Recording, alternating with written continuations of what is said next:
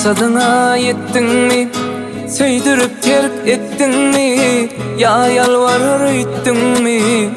Gidiver bar saklamarın. Doğru kalbim kıyılar, arzularım gömüler. Kadrım bir gün biliner. Gidiver bar saklamarın.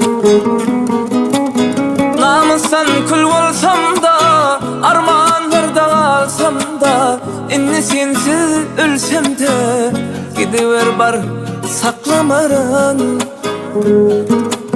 Sen derdinlen iki yüzlü, kalbim alavlı közlü, mert yigit men bir sözlü, gidiver bar saklamarın. Ey hilegarim, ey hilegarim, sevgisi yalanım. Ey hilegarim, ey hilegarim, sevgisi yalanım, her sözü yalanım.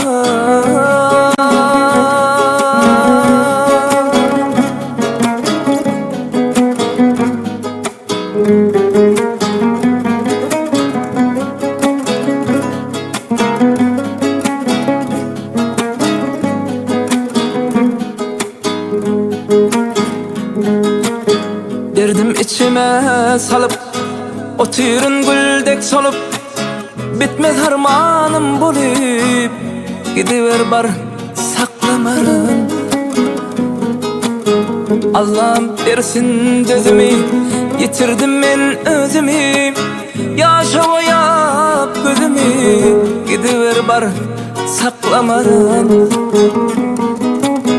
Şonsuzum yetiktirdim, yalvarmak işi delmerdin, nirdenim köngül verdim, gidiver bar saklamarın.